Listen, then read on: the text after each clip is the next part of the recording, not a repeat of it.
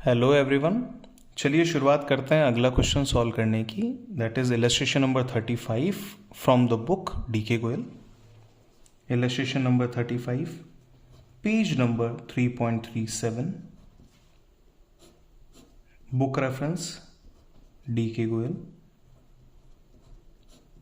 चलिए देखते हैं, ratio analysis, ratio accounting ratio का चैप्टर है। पहला फॉर्मूला जो इन्होंने पूछा है वो है debt equity ratio. Number 1, debt equity ratio. इसका जो फॉर्मूला बनता है दैट इज सिंपल। ऊपर रखना है आपको डेट, नीचे रखना है आपको इक्विटी। डेट का मतलब होता है नॉन करंट लाइबिलिटीज। इक्विटी का मतलब होता है शेयर होल्डर्स फंड।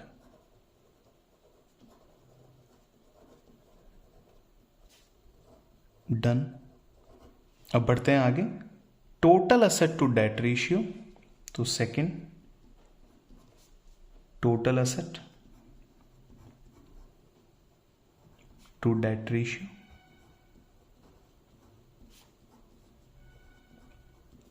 इसका फॉर्मूला आ जाएगा total assets divide by debt, जिसका मतलब है total asset divide by non current liabilities. Done. Third जो फॉर्मूला इन्होंने पूछा है दैट इज प्रोप्राइटरी रेशियो। तो नंबर 3, प्रोप्राइटरी रेशियो। फॉर्मूला बनता है equity divide by total asset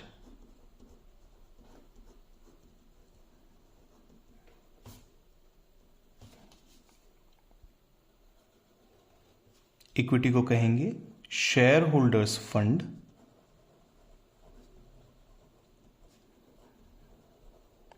और total asset equal to total asset.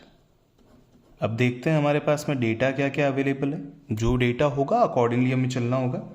देखिए, इक्विटी शेयर कैपिटल दे रखी है। जैसी इंफॉर्मेशन हमारे पास में फर्स्ट मिली है जहां पे हमें इक्विटी शेयर कैपिटल का डेटा मिल रहा है, तो हमें यह पता है कि हमें पहले शेयर होल्डर्स फंड ढूंढना होगा। शेयर होल्डर्स फंड,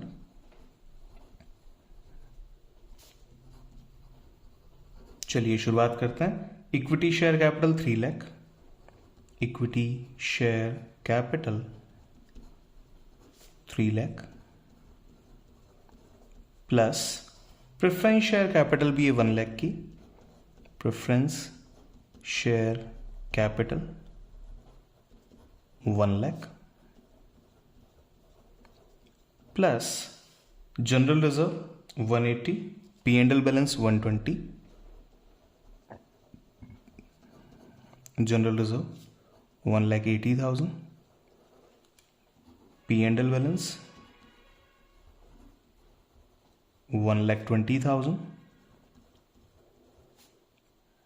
फिर debenture, trade payable, outstanding expense, इनको कुछ नहीं करना है। तो ये सब टोटल करने के बाद में हमारी आ जाएगी शेयर होल्डर फंड की वैल्यू। शेयर होल्डर फंड कितना हो गया? 3 लाख, 1 लाख, 4 लाख, 4 लाख एंड 1 लाख 5, 6 लाख एंड फिर हो जाएगा हमारे पास में 18, 20, 1 लाख और 7 लाख रुपीज। चेक कर लेते हैं वापस।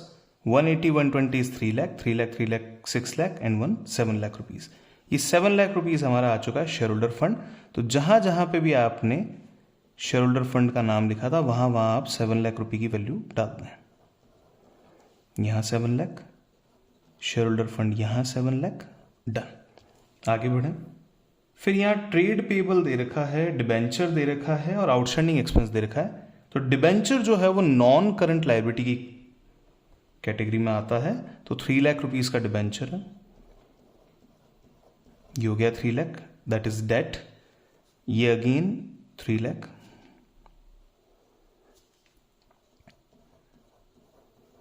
अब हमें जो लास्ट इंफॉर्मेशन चाहिए वो है total asset. Total assets equal to total of equity plus total of debt, यानी कि total debt, current and non current both. तो इक्विटी की टोटल कितना है, शेयर होल्डर फंड लिख देते हैं, शेयर होल्डर्स फंड, इसकी वैल्यू है 7 लाख रुपए, प्लस डिबेंचर्स. डिबेंचर्स की वैल्यू, डिबेंचर्स ले लीजिए 3 लाख रुपीस के, plus trade payable 160 and outstanding expense 40. Trade payable 160 and outstanding expense 40,000. ये सब मिलके आपकी total of the liability side आएगी और वो ही टोटल ऑफ असेट साइड माना जाएगा.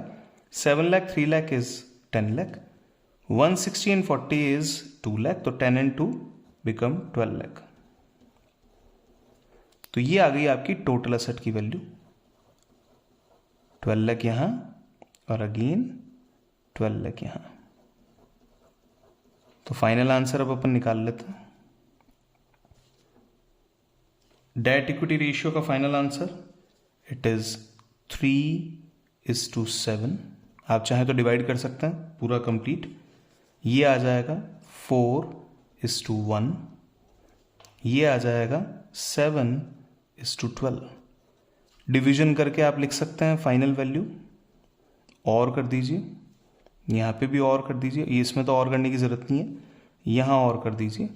देखिए 3 से डिवाइड करना है तो 0.7 से डिवाइड करना है तो 0.4. 28 हो गया, फिर बचा 20, तो 7 2 ज़ा 14, फिर बचा 6, 7 8 ज़ा 56. अप्रॉक्सीमेटली ये वैल्यू आ रही है, यानी कि 0.43 लिख सकते हैं. इसका वैल्यू 4 और इसका वैल्यू अगर अपन ले तो 12 से डिवाइड करते हैं 0.5, 60 हो चुका है. फिर एक 0 आपने कैरी किया, ये हो गया 100 और 12 8 ज़ा 96. इस तरीके की आपकी जो फाइनल वैल्यूज आ सकती है.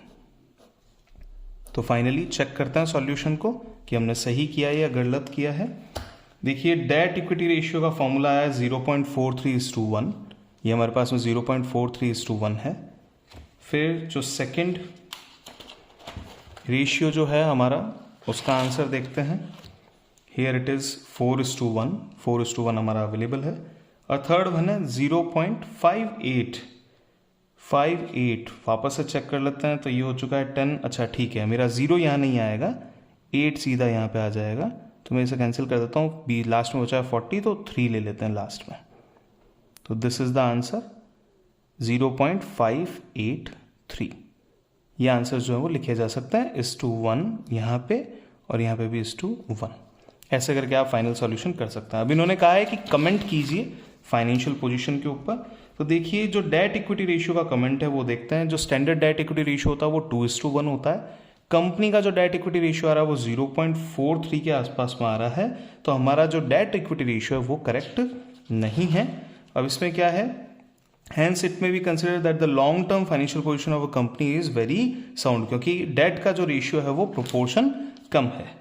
क्लियर. नेक्स्ट आगे बढ़ते हैं. डेब्ट जो है वो बहुत कम है कंपनी का. अब आगे बढ़ते हैं. सेकंड जो हमारे पास में ऑप्शन बनता है क्वेश्चन का, उसका आंसर देखते हैं. Total asset of the company are 4 times in comparison to total डेब्ट of the company. The higher ratio indicates use of lower debt in financing. जो फाइनेंसिंग ऑप्शन है उसके अंदर डेट का इन्वॉल्वमेंट जो है वो कम है, जो भी अगेन लेंडर्स को हायर सिक्योरिटी देता है. लेंडर्स काफ़ी सेफ हैं कि उनका पैसा कहीं नहीं जाएगा. अब बढ़े. Share holders fund of the company are 58.33% in comparison to the total asset of the company. In other words, 58.33% of the total asset of the company are funded by equity, which indicates that long-term financial position of company is very sound. तो financial position, जो long term financial position है वो company की काफ़ी sound है. तो देखिए पहले वाले फॉर्मूला से हमें क्या इंडिकेशन मिला कि डेट का जो पोर्शन है वो कंपैरेटिवली कम है, यानी कि डेट कम होने की वजह से financial position, long term financial position company की अच्छी होती है। सेकंड में हमारा जो डेट का बर्डन है वो कम है, तो हमारे जो लेंडर्स हैं वो भी काफ़ी सिक्योर्ड हैं कि उनका पैसा कहीं नहीं जाएगा। And third one, proprietary ratio की बात करें तो 58% जो है वो लॉन्ग टर्म फंडिंग इक्विटी से हो रखी है, जिसका मतलब है कि कंपनी में लॉन्ग टर्म स्टेबिलिटी, सॉल्वेंसी जो है वो मेंटेन रहेगी। Thank you so much for watching this video. अगर आपको लगता है कि ये वीडियो आपके काम की है, अगर आपको लगता है कि किसी और के भी काम आ सकती है, तो please share the video, channel को सब्सक्राइब कीजिएगा, वीडियो अगर समझ में आती है तो लाइक कीजिएगा। Thank you so much.